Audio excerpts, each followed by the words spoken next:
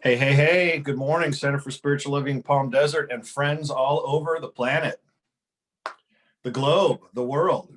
Grateful to be with you this morning. Tuesday conversation with my brother, my friend, Jeffon Seeley. We are rocking and rolling. Appreciate your patience as we've had to dance around a little, some technical difficulties this morning, getting the internet fired up. Mhm. But we're here. Are you there, Jeffon? I'm here. Can you see me? Can you hear Oh, me? there you are. Oh, yeah, Yes. absolutely. Yeah. Good morning, brother. Good morning. How's it going? Good to be with you. Yeah, good. You Yeah. too. So, as in this day and age, it's well, you mentioned Zoom had some challenges yesterday generally. Um, but yeah, anyway, we're working through it and here we are, and we're grateful that all of you are joining us, and we appreciate your patience. What's on your front burner right now, my friend? Yeah. I think that that's an important lesson that we can embrace as we move through life. And especially in this time of seeming uncertainty, that things will not necessarily always unfold the way that you are expecting them, but they unfold the way that they're supposed to. And can you maintain this centered mindset and calm spirit in the seemingly face of adversity or difficulty or challenge, whether it's as trivial as not getting a Zoom thing working, or as complex as being laid off from a job, or somebody who is close to you goes down a different path? And how can you continuously maintain this centered mindset of gratitude and peace, and recognizing, as we talked prior to jumping on, the privilege and opportunity that everything is always presenting to us? Right. And we have that. There was a news story that's been circulating powerfully over the last 24 hours about another shooting in Wisconsin. And I was thinking, and there's another, another round of outrage. I don't want to say it like that, like another round, but it's folks in the Black community are coming and say, this is why we're not safe. This is what's happening. And I was thinking as I was driving into the center this morning, what can I do today? What can I do today? And the answer came back really clear. It's just to have the opportunity and the privilege to have some sort of influence on my environment, my sphere, which includes this, which includes the people that I've come into contact with already this morning here at the center. Right. That's what I can do, because there's no magic wand, right? I can't go out and make it all better. But what I can do, what you and I can do this morning, is have a powerful dialogue and hopefully influence some folks to see things in a new way or to entertain a new idea. Yeah, and thank you for bringing that up. Um, the shooting that happened in Wisconsin. And for those of you who may know or may not know, this individual was trying to break up a fight between two ladies, and cops came, guns drawn on him, and he told them, this is what I read. I wasn't there, so, but was going back to his car like, Noah, this isn't even involving me, and shot 11 times in the back in front of his children Mm. as he was opening the door. And that That's what was I read. one. That's what I read as well. I read 7. Is it 11? But also, yeah, yeah, that's what I read as well, with his children in the car. In the back is the thing. In the back. So then there's this concept around the traumatization of Black children that I read. Uh, do we, and I say we as this very broad term, as society, do we think about the trauma of a Black child in the same way that we think about trauma of a white child? Mhm. And then I think you're right, it was 7, but there was another shooting that also occurred in Louisiana this weekend. My wife told me about it. And this might have been the 11 shots, but he had a knife, wasn't charging at the police, was walking away and towards a convenience store. And I see people have said, well, he's going to a convenience store, they have to protect the people in the convenience store. He didn't enter it, but he was also shot in the back 11 times. And this individual passed. And the incredible thing about the guy from Wisconsin is he's still alive. That's Which, that wild, right? Shot yeah, 7 times in the back, and he's in critical care, but he's still alive.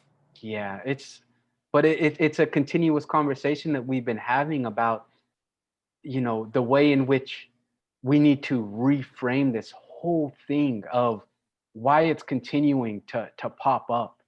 And when you see other examples that have been broadcast, or maybe you see of individuals who don't fit that description, who are, carrying AK-47 or AR-15s or guns in dressed to the T, and there is not a single gun drawn on that individual or that group of people.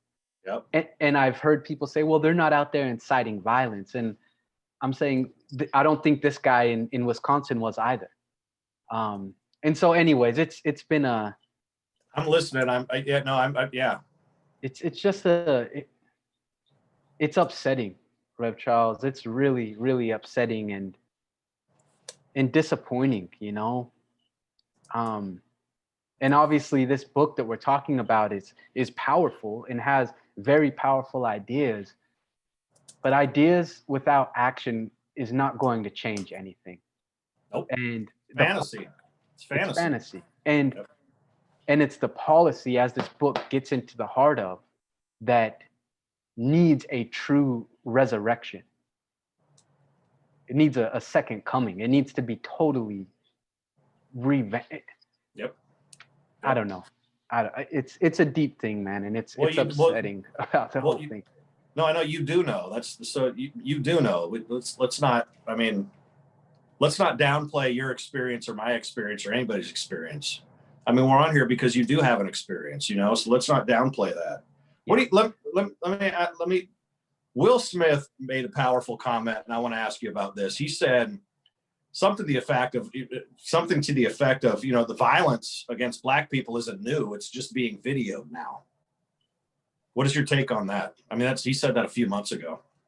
Yeah, I mean, especially nowadays with everybody with having these things, and that also can taint various views and allow different perspectives on the scene. But realistically, I don't know what book it was, but there was it might have been this book that we're reading now, How to Be an Anti-Racist. One of the biggest public displays that they had, especially in the South, that would bring all the community out, would be the lynching of a Black man. So it's not anything new. It's just now it's recorded and can be broadcasted to the world. However, Rodney King had the same, there were videotapes then, and there have been plenty of stories throughout history that we see that this is not anything new. Yep. But yeah, it is being broadcast more frequently. And I think that is also bringing a sense of desensitizing our minds. Because, I mean, it's nothing to pick up the phone one day and see a video of somebody getting shot. Yep. Rodney King, that was in my lifetime, that was one of the first kind of events that happened that blew the riots came out of that. I mean, LA, kind of south of the 10 in Los Angeles, started tearing itself apart after the Rodney King thing happened. And that was one of the first things in my lifetime. I wonder how many times people have thought of what if the entire situation was reversed. I know people have thought about it. I wonder how many people that are paying attention to us today have thought about it. What if it was 6 Black guys beating up on a white guy? Yeah, I think that's part of the institution, and all those guys got off. All of them got off. And it kind of touches upon that previous chapter that we talked about last week, the body, and this idea of seeing, Black people are threatening, they're menacing, they're violent, and super predators, right? Super predators. Yep. Yeah. So, I mean, I think that this conversation that we've been having over the course of the weeks is very, very valuable. Yep. Very valuable. I agree. Well, let's keep having it. Let's keep turning over the stones, right? See. I hope there's an audience. If somebody's out there and you're listening, I know we're having some internet troubles. Would you just send a comment in? Jeffon or I will see it. just to let us know that you're out there and that you're with us this morning. I mean, Jeffon and I, we're certainly open Yeah. to teaching each other and learning from each other, that's for sure. But we also want to know that you're out there and participating with us. So I see that we're live on YouTube. I just want to know if people are out there. So should we dive into this week's chapter, my friend? Yeah, let's do it. Let's do it. I have some slides prepared. Let's do it. I love his stories this week. Me too. Too. Can I just start about the Ebonics thing? I grew up with Ebonics. I know Ebonics. It's an interesting, I will never have the understanding of being a Black person. Mm-hmm. And I have the privilege of being white, straight, financially pretty comfortable, all of, a number of things that afford me privilege. And I was in the first generation. I grew up with hip hop. Right. One of the first generations of hip hop. I'm fairly close to the author's age. Mm-hmm. So we grew up in the same, not in the same, obviously in the same situations, but generally in the same culture. Right. And so I recognize the things that he's saying. It was so interesting to see him breaking those things down. It's like that was my youth. That was my youth as well, in the ways that I grew up and the people that I grew up with. And one of the biggest distinctions, Jeffon, is that still, and I kind of go back to this, the movie White Boy Rick, that White Boy Rick kind of grew up in the same ways that in the ways that his Black friends did, but he's still white. Mm-hmm. And that's it was an interesting experience reading this. Like, I know all this culture and this experience, but I'm still white. And so it still affords me something given the structure of things. Right. Yeah. I mean, I really like this chapter, and I loved, the hip hop references and reading through some of the lyrics. And I mean, I've listened to some of those songs thousands of times. Yep. And I mean, I know them off the top of my head. And it's fascinating the way that he's saying, like, the vocabulary and the sophistication of the rhyme style. And that actually has been a huge influence in my speaking. I mean, I started off when I was in Seattle. That's what I would do, is poetry, and then it went to hip hop.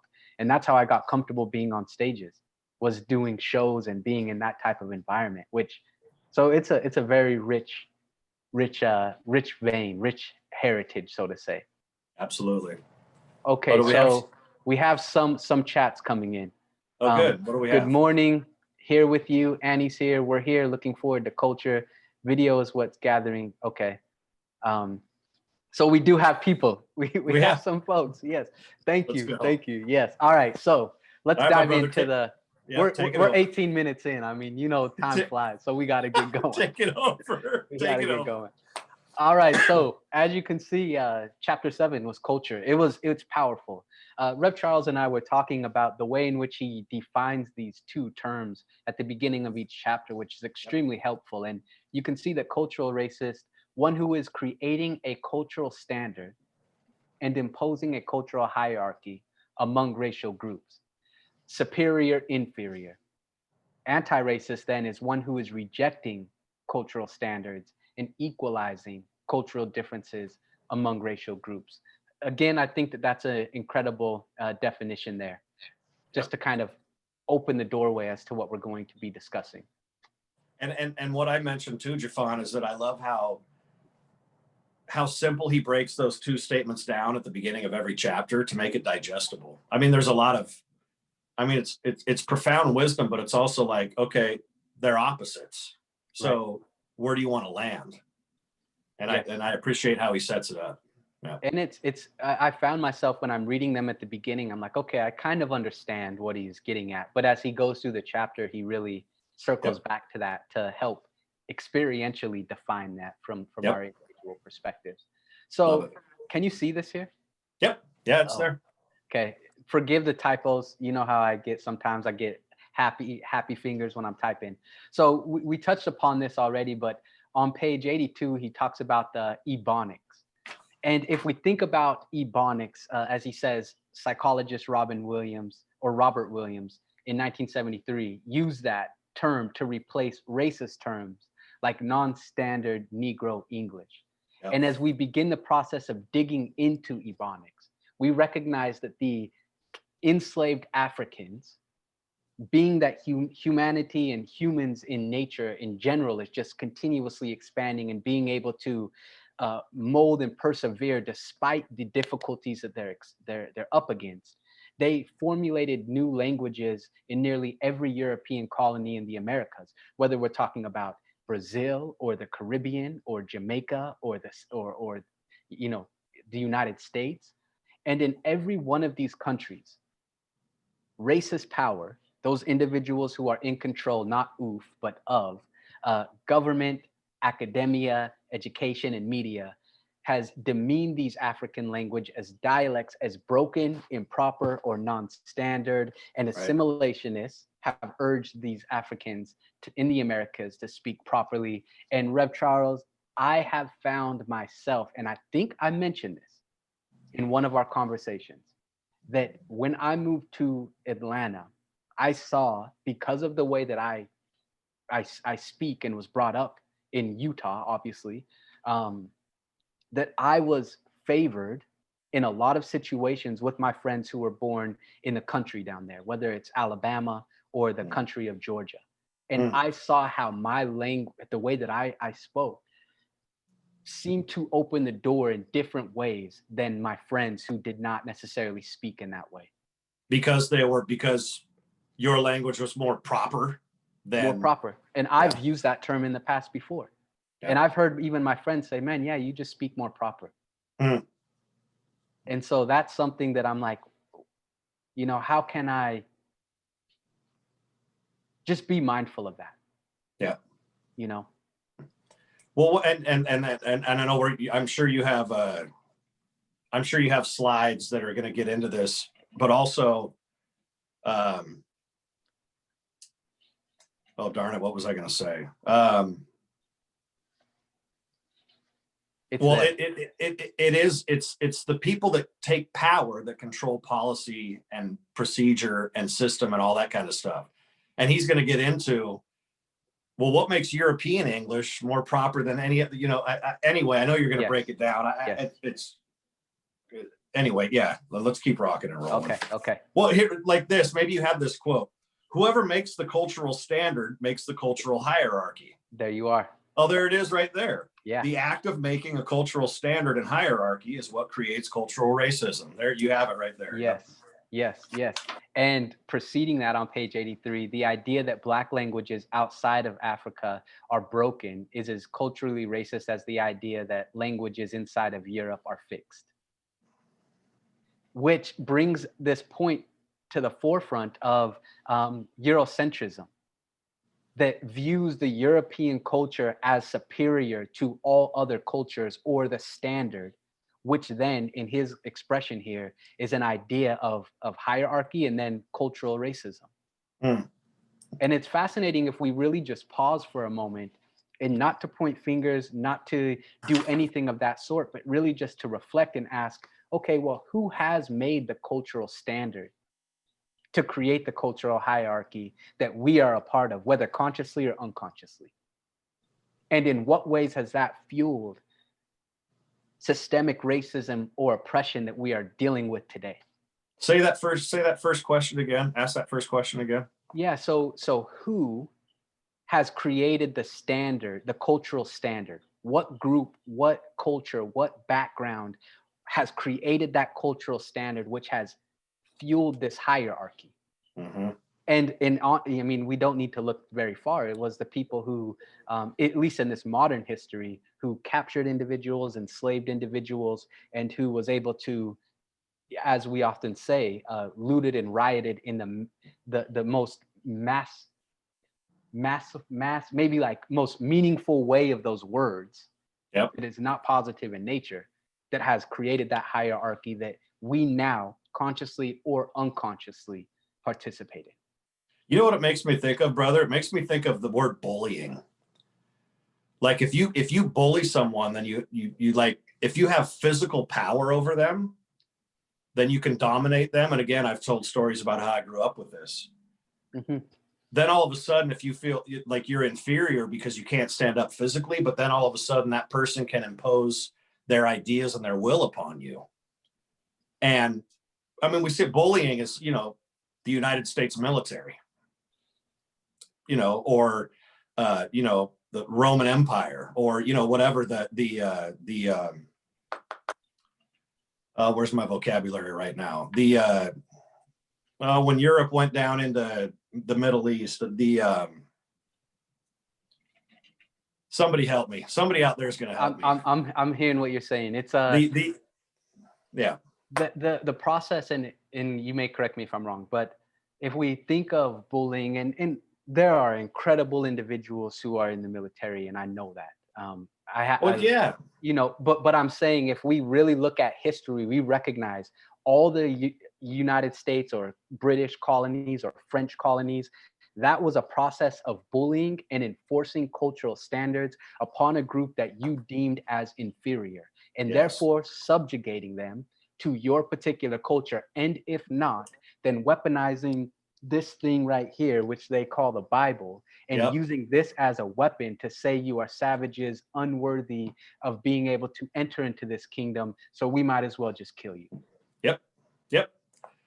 And I know plenty of, I want to make sure that I'm clear. I know plenty of people that are soldiers that I love. When I say the United States military, or just military power as a whole, it's a way to actually create dominion over other people, and make them do your will. And that it happens on the playgrounds, brother. Yeah. So I'm kind of taking it out of the racism conversation for a moment and into just the idea that if you can have power over another person or group of people, you can make them do your will. And I think that's part of what's being talked about here. Yeah. The Crusades. The Crusades. The Crusades. Sorry about that. I got a little excited. It's okay. The Crusades. That's what I'm talking about. The Crusades. The Crusades. Yep. Yep. So we have Dr. Joe is out there. Hey, Dr. Joe. Dr. Maureen Hoyt is out there. Hi, Dr. Maureen. Keith is here as well. And somebody's saying, I was looking forward to hearing some Ernest Holmes reading, not your opinions about the shooting. I was looking forward to hearing some Ernest Holmes readings, not your opinions about the shooting in Wisconsin, not supporting the police. I wonder what Ernest Holmes would actually have said in this current climate about the realities that people are experiencing by way of unarmed individuals getting shot in the back. Would he spiritually bypass and say that we do not need to talk about this because there is a higher idea? Or would he actually say that this is the time where we use the principles that we are taught to begin to shift the policy and the realities that individuals are experiencing? I hate to say it, whoever said that, that does not align with my spirit, and it seems as if this may not be a conversation for you. And I'm going to say that straight up, because if you want to read Ernest Holmes, pick up The Science of Mind and read it, but do not allow that to create this veil of ignorance where you're unwilling to address the reality that people who look like me are experiencing. I'm sorry, man. I just do not apologize. Please don't apologize. This is a thing, and I don't even think we were talking about being anti-police. I think we were talking about something that happened. An unarmed black man was shot in the back 7 times. That's why we're here to have these conversations. And we can read Ernest Holmes and we can wonder what he said, but this is the reality of the situation that's before us. And you mentioned another one that happened down south. What we want to have compassion. We want to have love for each other, but we also have to take head on what's happening. And anyway, yeah, I'm with you. Please don't apologize. I just, that's a thing that we talked, and for that individual, we are talking about this book, How to Be an Anti-Racist, which is directly correlated to the systemic racism and oppression of people of color throughout the history of this country that Ernest Holmes was able to thrive upon because he was a white man at that time being able to share his thoughts. And we can simply look back at many New Thought teachings and recognize there was a large void of people of color being able to speak their mind freely at that time due to the systemic oppression. Now, Ernest Holmes' teaching is phenomenal. It is incredible. It is universal in nature. How can we use that to go forward? And as CSL communities often say, create a world that works for everybody. Right on. You know what I think we're doing? I think we're getting to the heart of the matter right now. And the reason I say that is because we haven't really got emotional on this. Whoa. You hear that? Yeah. Yeah. Something's going on. Striking. We're setting the alarm. That comment set the alarm off. I'm not sure if I have to exit the building or okay. Well, while you figure it out, Rev Charles, I'm going to mute. You can mute and I'll continue on, okay? So while Rev Charles gets that figured out over there, it's 120 degrees, I bet, down there. So the fire alarm is probably just picking up on the the temperature in Palm Desert. So while he's handling that, I will continue on, and I just want people to know that I say everything that I'm saying with compassion and kindness. There was another comment here from Annette. I learned it as mainstream American English and Ebonics. Is that appropriate to use the distinction? That is something that, what is the difference between what makes mainstream American English mainstream and where is the delineation, so to say, where it becomes Ebonics? Are they not both part of America? And I guess the mainstream would be then for us to begin to ask, well, who determines what is mainstream and what is not mainstream? Because if we think about the African American culture or the Latinx culture, to them, from their opinion or their viewpoint, that language that we deem as Ebonics may be mainstream from their perspective. So just kind of having the idea of what is mainstream, who determines what is mainstream, and who determines what is not mainstream. I was just touching upon a comment there, Rep. Charles. Okay. Anything I should know? Just based on what you said, power determines what's mainstream generally. Yeah.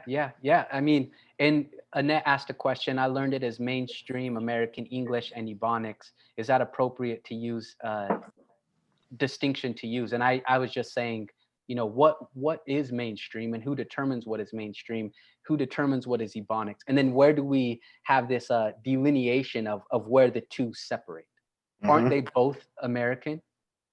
Well, of course, that's the thing about what is America. It's the funniest conversation to me. What is American? Ebonics has to be American. Why? Because it's here. Like, exactly what I was thinking about this driving into, like, here's what we used to do. We used to go, hey, you want to go grab some 40s and go kick it? Anybody know what that means? Out there, I'm asking you, do you know what that means? I mean, that's the language I grew up with as well. Right. And so that might sound funny now because I'm charged with being the leader of this community and you know, I mean, that's part of the conditioning as well, though. So like part of my conditioning is now that's like an irresponsible thing to say as an adult, but that's what I grew up with. That's my language. Let's go grab some 40s and kick it. What does that mean? Let's go get some 40 ounces of beer and go have some fun. Right. So, but it's not okay to talk about that like now, because what is it to be a responsible adult? But that's Ebonics. Right. I don't even know why I'm saying that, but yeah, well, I mean, here's what I think it's important is. Here's what I think is important from a principle standpoint is that we bring it all in, we bring all of it in, and then work on reconciling it. Whether it's Ebonics or Ernest Holmes, or, you know, he even mentioned Creole, and what did he mention? The other things that were Ebonic, you know, dialects or whatever that they were. That we bring it all in and understanding that there's a purpose and an import and importance to all of it. Right. So I like that. Let's go get a couple of 40s and kick it. Next time for our next time. Yeah, everybody. Yeah, get it. No, I'm just joking. No one's gonna know if we ever do that. No one's gonna know. Yeah. So he moves along. So if you recall in this last one, whoever makes a cultural standard makes a cultural hierarchy. The Yep. act of making a cultural standard and hierarchy is what creates cultural racism. Yep. Again, we are looking at all of these things to begin to get deeper beneath the underlying nonsense, so to say, to find the principle, but to not ignore what is actually taking place. Yes. And he's saying to be anti-racist is to reject cultural standards and level cultural differences. And then he's been using throughout the conversation of this book segregationist, assimilationist, and anti-racist. So Right. segregationists say racial groups cannot reach their superior cultural standard. There is one superior group, Eurocentric in nature, so to say. You cannot get to this level. Assimilationists say racial groups can, with effort and intention, reach their superior cultural standards. So we can absorb you, you can become like us. It's possible. You just have to have intention and effort. And he's touching upon some individuals throughout history who Right. embrace these assimilationist ideas. Um, One of them said the American Negro to acquire the traits held and esteemed by the dominant white Americans. Theodore Roosevelt, one of our presidents, about 115 years ago or Yep. so, said 1905. Yep. the goal should be to assimilate the backward race so it may enter into possession of true freedom, while the forward race is enabled to preserve unharmed the high civilization wrought by its forefathers. Crazy. It's And wild. then, yeah, Yep. and then it's not just a person who is European or Caucasian. There's also a black pastor who said the quality of imitation has been the grand preservative. Uh, I think that's the right word, Yep. of the Yep. Negro in all the lands of his thraldom. And Yep. thraldom means bondage or slavery, or so imitating the particular culture in order to preserve oneself and merge into that which is deemed as superior. Yep. And so from this point, and then I'll stop for a second, he goes on to talk about his experience in New York. And he was saying, on the Ave, as he was saying, we Yep. weren't intimidating anything. To the contrary, the wider culture was avidly imitating and appropriating from us. And we see that still today. And that's me. If we're talking about appropriating, if we're talking, I mean, I'm still kind of trying to figure out what appropriating is, but that was, even though I grew up within that kind of culture, I mean, it was still the black culture that created this thing, and I participated with it. So I'm an appropriator. I have to be. Yeah, yeah. I mean, well, think of me. I was raised in Salt Lake City, and everybody, I mean, listen to Wu Tang and Mobb Deep and Tupac and Jay Z and Biggie and all of these rappers who were as far away from Mormon Salt Lake culture as you can imagine. But I mean, everybody was that was the cool thing. Can we talk about this for a second? Let's talk about this for a second. The idea of appropriating.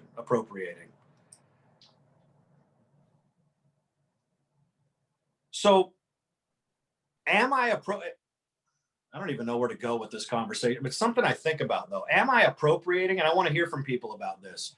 What is appropriating a culture? Is it that the culture has rights to what they've created, and then another, well, maybe not culture, another race takes it on and propagates it and perpetuates it?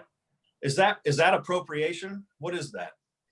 Oh man, I heard my wife is native, and we were listening to this, and I'm not going to be able to find it. This native podcast with native women, and they were talking about appropriation, and what they said was incredible. I thought I wrote it down, and that would be perfect for this. But I don't think that what you were doing was I personally don't think that was appropriation. Okay, I You want to were hear from not you. you were not taking advantage of this particular culture and using your position to then profit off of it.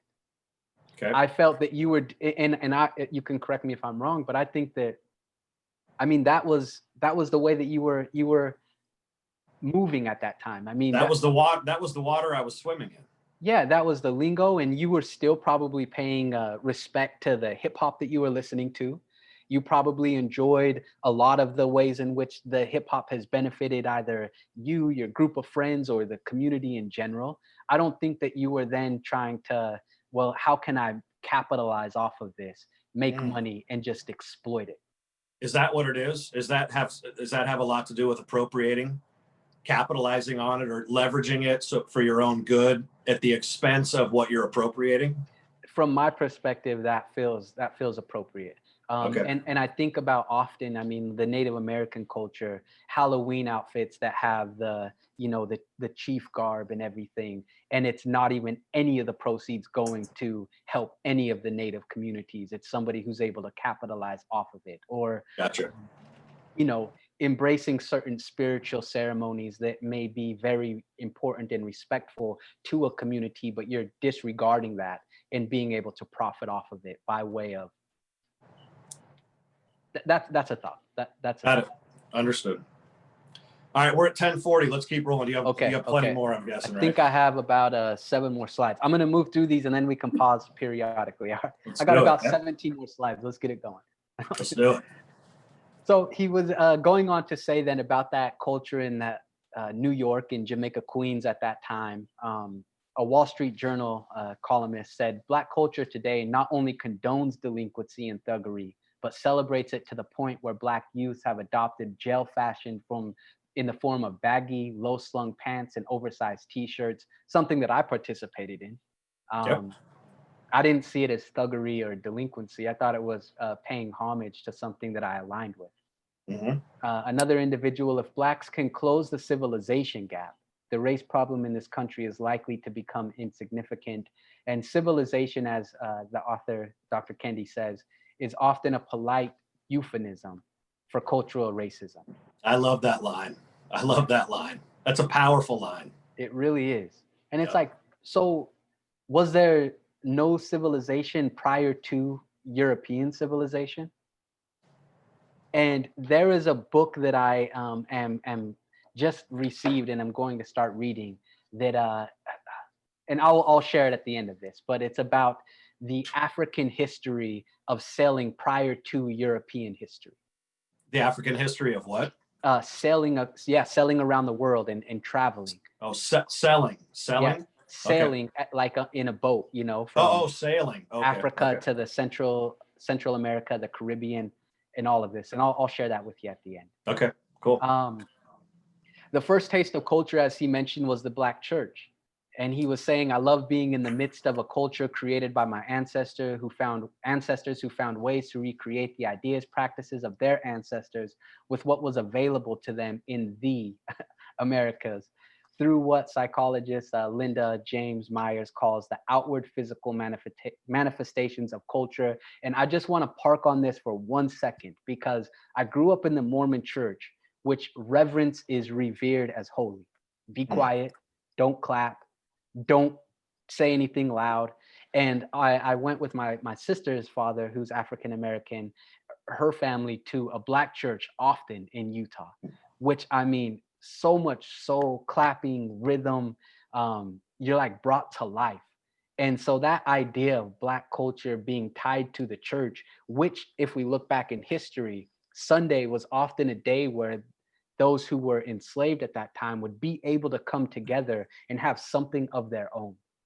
And so I'm thinking it traces back, but there is no separation from the deeper culture that is embedded in the spirit of the human that they can tap into from the ancient roots of Africa. And now they're just embracing what is available to them at that time to continue to push forward that culture that many people would see as on a surface level is not there. Hmm. You know, when I was in Ghana 20 years ago in West Africa, Sunday church lasted 8 hours. And then we went home and it was full of praise and everything that you're talking about. Mm-hmm, mm-hmm. I mean, that's what it was. And then we'd go home and eat. Yeah. That's how it was. It's anyway, yeah, just to speak to that. But that's the richness of it, right? For me, the beauty of it. the clapping and the praise, the ritual, the celebration, of it all. Yeah, and I have to say, in so many CSL communities, there is that richness that you can really feel. I mean, I know when I've been there at CSL Palm Desert, I mean, it's like the culture is something that it's like the air you're breathing, and It really all of is. us contribute to that culture. And embracing or creating an inclusive culture where everybody feels that is something that is quite profound, and we can capture and encompass ultimately in our spiritual communities. So here, full disclosure for wherever everybody's joining from, our community is predominantly white, Caucasian. And we have a community of praise here. And that's one of the things I love about it. Like there's joy and celebration, community. It's one of the absolute things that attracted me to this community that I love participating with. And, and it's been challenging that we don't have that because it's such a feeder for us, and, and how we celebrate and what we do. And over the last, 4 or 5 months, we haven't been able to do that. So that's culture, not race. That there's a culture here of that celebration and that praise and that goodness. Right. And I think that's an important distinction, that it exists here and we celebrate it. It really does. And if we think about those two quotes at the beginning, one who is rejecting cultural standards and equalizing cultural differences among racial groups, or just among the differences that we think exist amongst human beings, Yeah. is a place where you're creating a culture of equality where everybody can thrive, is respected, is honored, is seen for the uniqueness and the God presence that they are. I mean, Yeah. that is something that can always, as you often say, Rev Charles, it's the principle that we can always tap into. Amen. Amen. We're rolling. So with that said, let's continue on here. So cultural racist scholars have assumes that, and this is in the way, assumes that since African Americans exhibit outward physical manifestations of European culture, then there's a few things. North American Negroes in culture and in language are essentially European. That was in 1911. It's very difficult to find in the South today anything that can be traced directly back to Africa. That was from 1919. I wonder where the people came from. Stripped of his cultural heritage, the Negro's reemergence as a human being was facilitated by his assimilation of white civilization. So does that mean that they weren't human beings prior to being assimilated into white civilization? The Negro is only American and nothing else. He has no values and culture to guard and protect. 1963, and then we are not Africans. I was not going to put this in, but Bill Cosby said that in 2004. All of these things are ultimately saying that just because you exhibit the European culture on the outside, that within you, you are almost like cut off from your ancestral roots. Yeah. So that surface-sided cultural eyes, but there is also a deep structure of culture that is embedded, as was just mentioned. A truly rich culture would take the best from all. Yes, and take the best from all and honor the worst or the seemingly difficulty, struggles, challenges that may exist within a person or a group of people, and not create the hierarchy of better or less than, but being able to create this idea of equality that equalizes the humanity that we share with one another. Yes. So the cultural. Go ahead, Rev Charles. Yep. Real quick, Jeffon. I love how he brings it back often to the idea of the individual rather than the collective. To actually take somebody like me and you interacting, to take you as you and not black necessarily, to take whoever as whoever and not as white necessarily. Right. But this is this person's behavior, and this is this person's behavior, and this is how they show up. And that we can begin to dismantle and break these ideas down when we operate with somebody as the person that's in front of us, not a collection. And this is principle too, not carrying the baggage along that we might have, but who's in front of me right now. And am I doing my best to tend to and understand this individual that's in front of me, not as a black thug or as a white scholar, or a white thug or a black scholar, whatever it is, but the person that's in front of me. Right. Right. I really like that. Yeah, me too. That's a really great point. And it's like honoring the uniqueness of each individual and realizing the God essence, so to say, that is dwelling at the depths of them. Yep. I love coming back to that. I just love, I really enjoy coming back to that. That is a powerful thought. That is a powerful principle, a pillar to build your life upon. Yep. Amen. So I'm going to touch upon this, and then I'm going to move through these fairly quickly, and then we can maybe have a conversation at the end. These are just some ideas that I captured. This is not what everybody, I'm sure that we all have a rich insights to share from this. So the cultural African survived in the Americas, created a strong cultural complex with Western outward forms while retaining their inner African values. That was a really great point that I felt I wanted to share there. Mm-hmm. And then he goes into hip hop. Hip hop has been so profound in my life. I mean, I'm thankful that my mom let me listen to hip hop when I was young.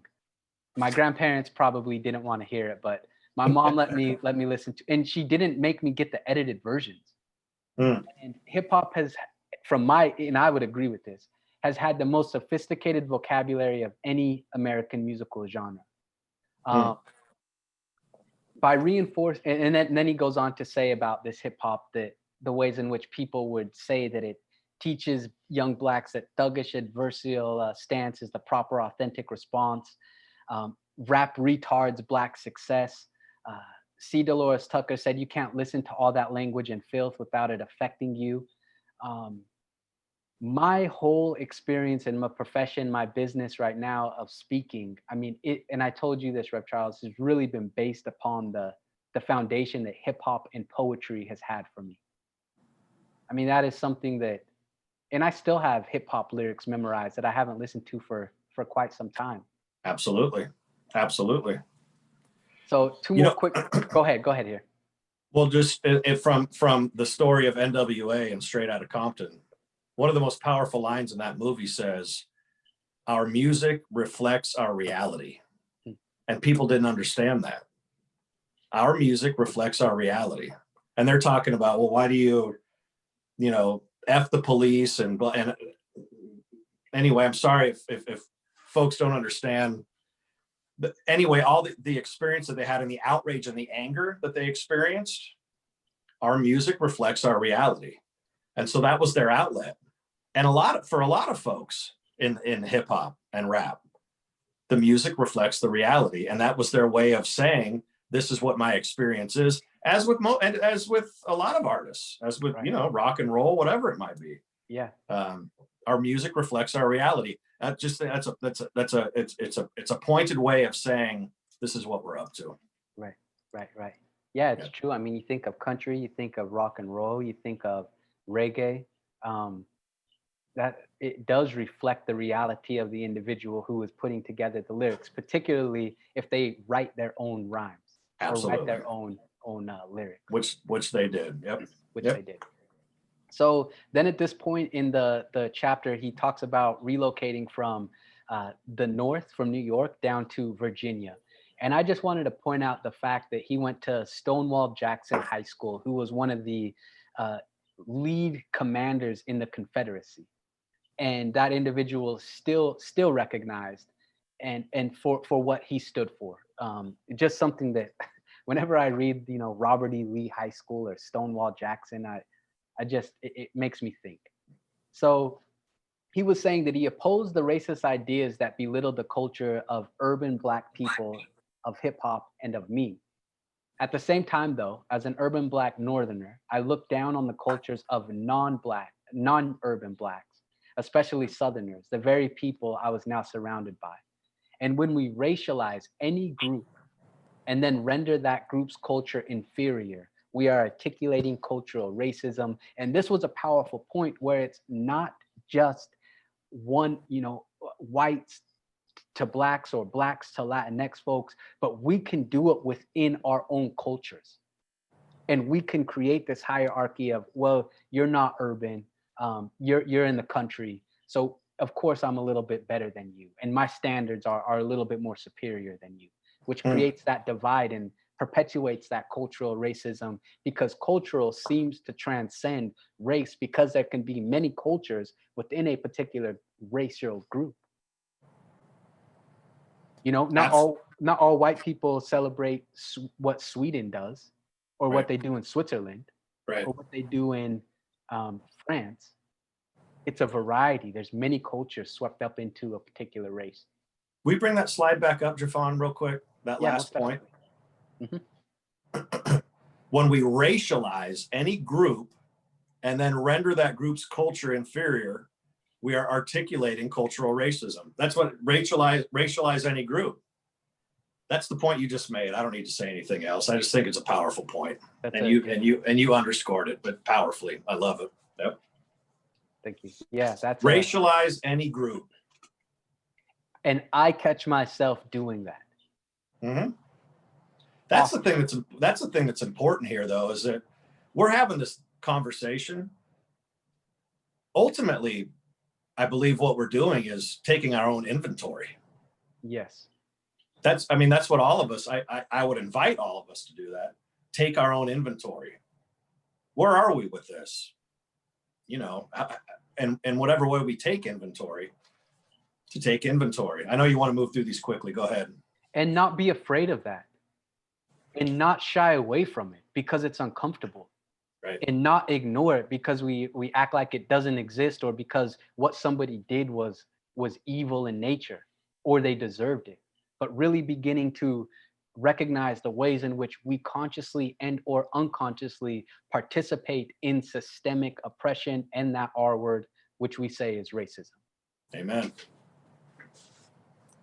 And then I'll get to, there's one more comment that came in. So I'm going to touch upon these fairly quickly, and then we'll wrap it up here. Yep. So he knew it was wrong to say Black people were culturally inferior, but quick to judge specific Black cultures practiced by specific Black racial groups. It's no different than white New York judging Black New York from the white New York's cultural standards. No different than, than white America judging Latinx America from a white America's cultural standards. No different than Europe judging the rest of the world from European cultural standards, which is where the problem started back in the so-called Age of Enlightenment, which I thought was fascinating. And then at the very end here, whoever creates a cultural standard usually puts themselves at the top of the hierarchy. Mm-hmm. I mean, why, if you're going to create something that you can benefit from, why would you put yourself in the middle or at the bottom? That's what people do. Yeah. And that's capitalism as well. Yeah. So to be anti-racist is to see all cultures in all their differences as, not the same level, as equals. We'll just say as equals. Yeah, we got you. When we see cultural difference, we are seeing cultural difference, nothing more, nothing less. So a really great exercise that we can begin to embrace is to ask, in what ways am I participating in this hierarchy? In what ways can I begin to bridge the differences that exist between myself and other individuals to see my fellow brother and sister as equal, as I see myself? Right on. What were the comments that came in, my brother? So Adair, he said, years ago, employers would not hire someone who said asked for asked. That is something that people will often say, I asked somebody for this, or I'm finna go do this. We didn't see many people in politics or other arenas that could not say asked. Today, we have US senators, TV hosts, CEOs throughout our society who say asked. In particular, we have moved forward. So I think maybe what this individual, Adair, is touching upon is She. I'm sorry. I'm sorry. That's fine. No, it's fine. It's To fine. make the generalization, that's something that I've been trying to catch. I do not want to try to identify by, and I catch myself doing that all the time. Well, I just know this person. That's the only way. I mean, Well, we're all good.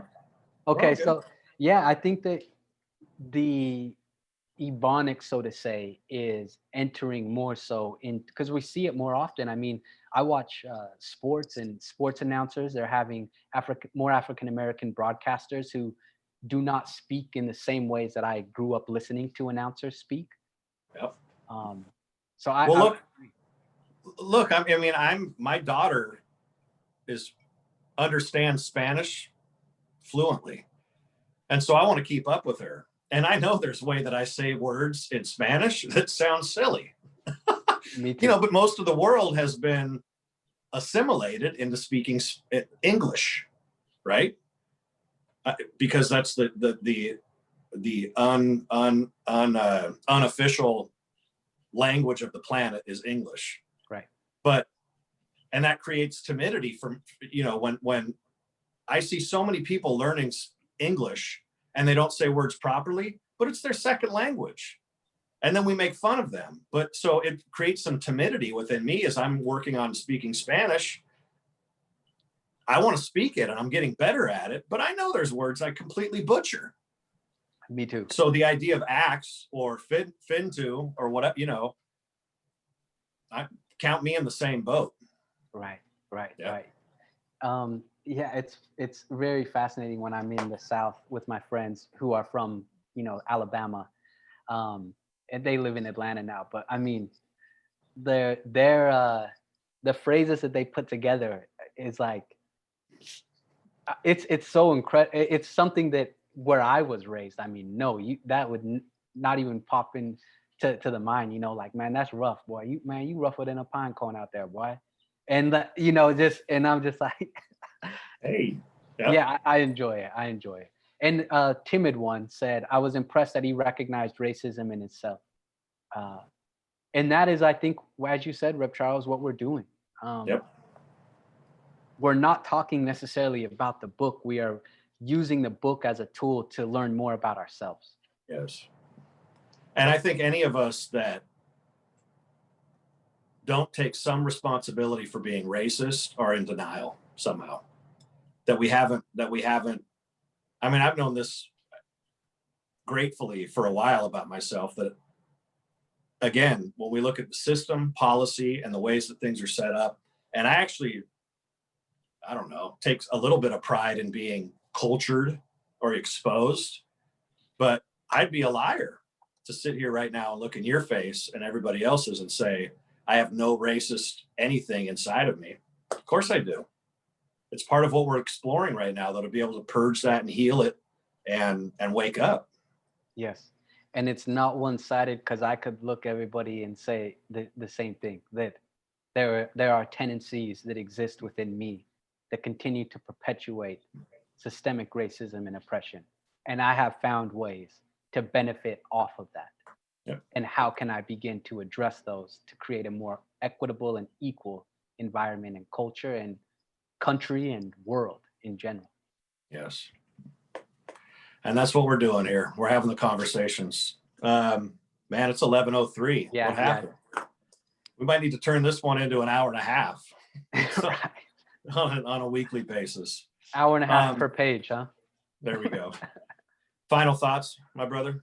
Yeah, thank everybody who was willing to turn in. I really appreciate it. I love this, and the CSL Palm Desert community for your willingness to continue to have these conversations. To you, Rev. Charles, to Dr. Joe out there, and everybody for chiming in and being willing to really afford me an opportunity to be vulnerable and say things and not have to be right, and having this flexibility where you hopefully can see that I am going through this process with all of you.